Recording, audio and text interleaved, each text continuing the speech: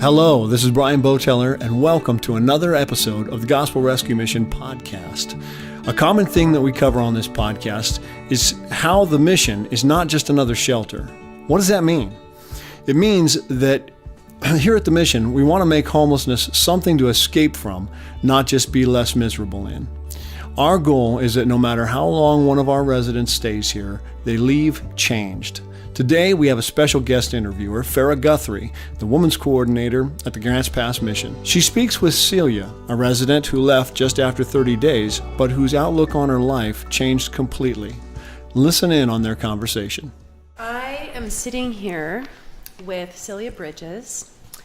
She's been a resident for the past 30 days, and she's going to be departing tomorrow to go back home. And I just thought she had such a great story that I wanted to make sure everyone got to hear it. So she's just been such a blessing to us in the house, and we're all going to truly miss her. 30 days can go by so quick, and yet can be life-changing. So I just thought she would introduce herself and tell us what brought her to the mission. My name is Celia Bridges. Yes, what brought me to the mission? I got in a little trouble about 15 years ago. Went through a divorce. My children were young. Long story short, I got 2 DUIs in 1 month, and I had not drank for a very long time, many years. Got 2 DUIs, so I left. I'd been gone for 15 years. I came back, lived in Coos Bay, born and raised there. Then I realized I had 2 warrants for my arrest here in Grants Pass, and they said to come and put myself on the docket, and we'll go from there. Well, they gave me 40 days in jail, or I could do community service, in which they could not transfer it to my county. So I was willing to sleep in a tent.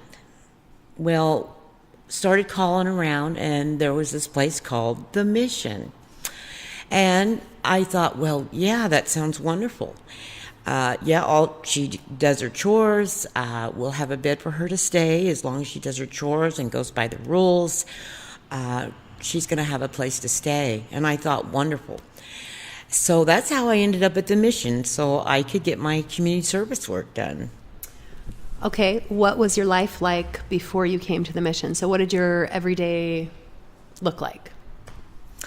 Well, my everyday looked like I actually moved back about 6 months ago to Oregon from Kentucky. And I was drinking too much and just was in a really bad relationship. So I hadn't been here very long before I just wanted to take care of what I needed to take care of, and which was the warrants. And I was basically at a stalemate with my life, not really knowing what to do. So how has your life changed, or how is your life different since you've been here? Well, a lot of things are different. For one, I have become a lot more humble as far as seeing people as they are, women especially, women that have no homes, women with children. It's just a real sad thing that's going on. And also, I had not gone to church for so many years. I had not gotten contact with God in a long time. I went to church and I bawled like a baby, and I think that was the highlight of my whole stay here, is getting in contact with God again. Okay, so what do you think will be different about your life when you get home?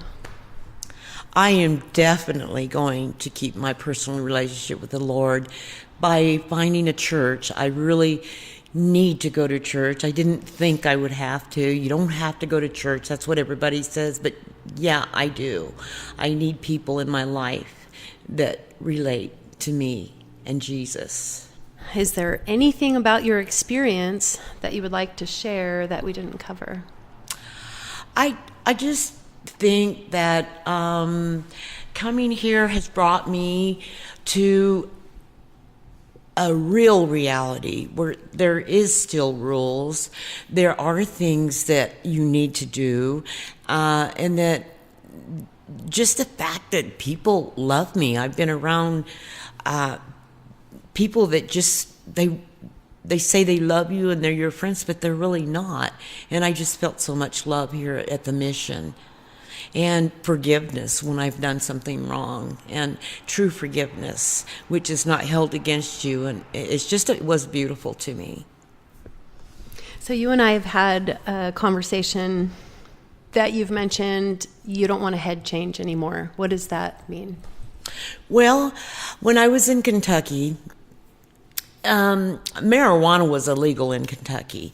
And so when I came here, there was all kinds of marijuana shops and everything, so I started smoking marijuana with a family member, and you could just go and buy it, and I thought, and so I have an addictive personality, and then I thought, since I've been here, it's like, no, I don't really want that head change. I like me. I like who I am right now. I don't want to get high to feel like someone else or act like someone else. That's great news. You and I also talked about the possibility of gaining employment because you receive Social Security income. And you have worked your tail off doing community service. Could you tell me a bit about what they have you do every day? Because you walk through that door and you are so exhausted, but you still pick up any chore that your name is listed under, and you will still grab a mop, you will still serve dinner, you will still clean up. And so many times we've had to say, Celia, go rest, go sit down. What are some of the things that they had you do while you were working community service every day for the past 30 days?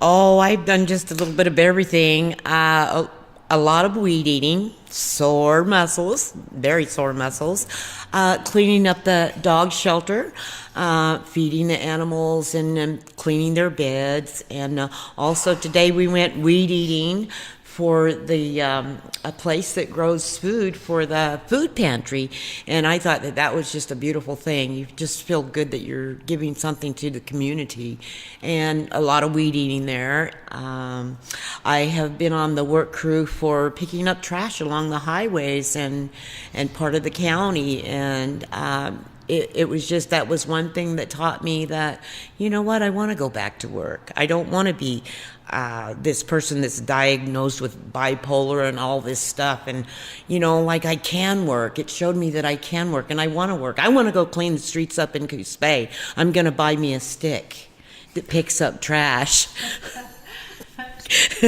I am. I swear. I got to call the city. Yeah. So is there anything about the mission that you didn't like that you would like to see change here? Well, it's always hurtful.